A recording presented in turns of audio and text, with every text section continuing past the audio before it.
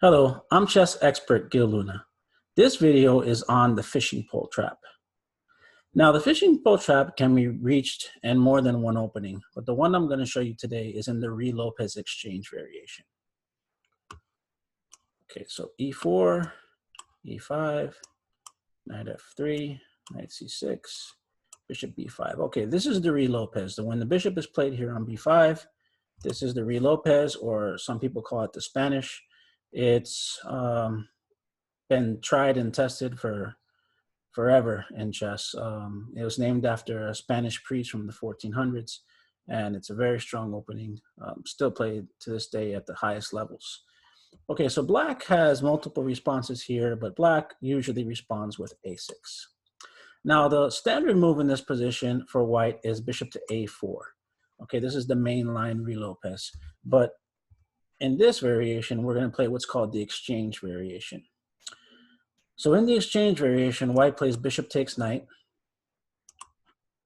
and black plays pawn takes bishop. All right, and here white castles. This is where black plays bishop to g4. All right, and white plays h3, attacking the bishop. Now here, black has a choice. Black can either play bishop takes knight, okay, followed by queen takes bishop.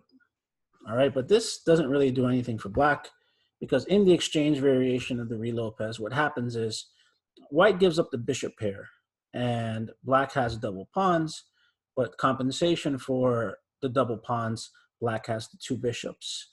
So playing bishop takes knight in this position is not recommended, because it basically gives away the one advantage black could have had in this position, the bishop pair. Now, if black plays bishop to h5, white can play g4 in this position. Yes, it's a little risky because you open up the king, but white does get a pawn out of it. So it's one of those situations where you say, I'll take the pawn and I'll try to defend. I've played this position more than once for white, and it is difficult to defend sometimes, but very playable. So after bishop g6, knight takes pawn on e5. So this is the free pawn that white wins. Now you might be telling yourself, wait a minute, why can't I just go bishop takes e4? Okay, but here's the problem. After bishop takes e4, white is already castled. Black still has the king in the center of the board. So what happens is white can simply play rook to e1. Now we have the bishop and the knight, okay, in between the king and the rook. Okay, so this is direct pressure on the file. If the bishop decides to move, okay, you might say, okay, I'm just going to move my bishop. I'll go back to g6. If you go back to g6, you're going to lose your queen. All right, because what happens is white plays knight takes c6. Now, if you're asking yourself, why can't I just take this knight? It's because when this knight moved out of the way, the rook now opened up to the king. And this is called discovered check.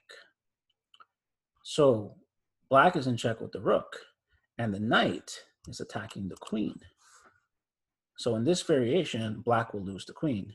You can either block with bishop here, and then knight takes queen, or you can block with the queen, and knight takes queen, and bishop here. Either way, black loses their queen. So we know that we can't retreat with the bishop.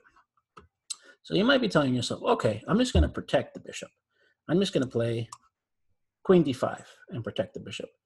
Okay, you can protect the bishop with that move, but the problem is after knight c3, the situation is very bad for black still. The bishop's being attacked twice with the knight and the rook, and the queen is now directly being attacked by the knight.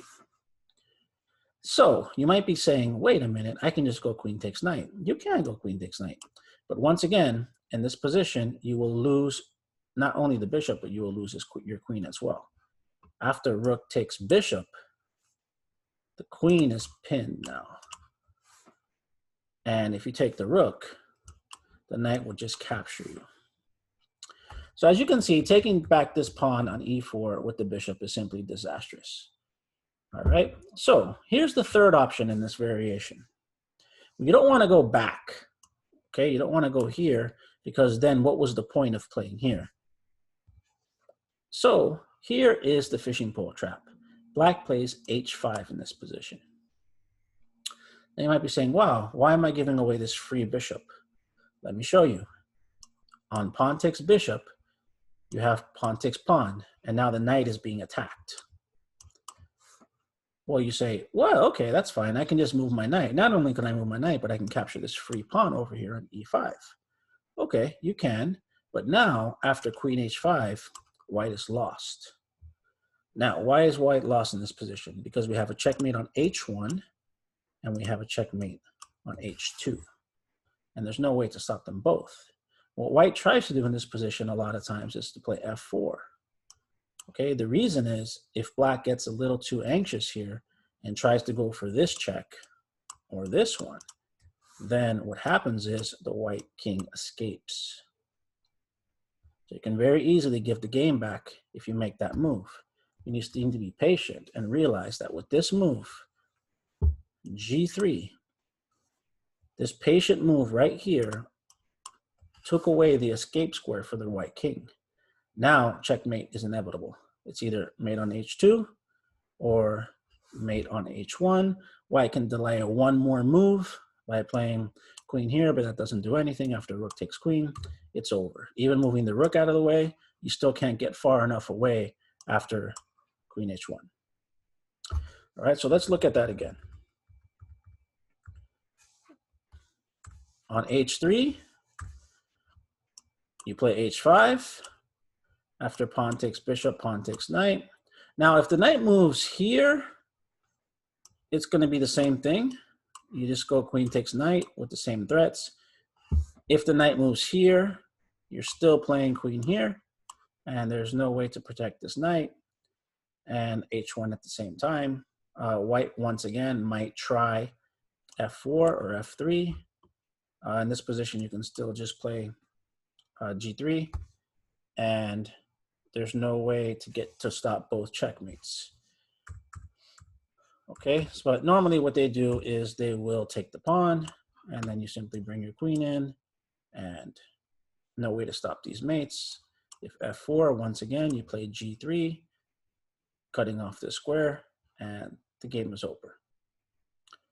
Thank you very much for watching. I hope you learned something, and I hope you enjoyed this video.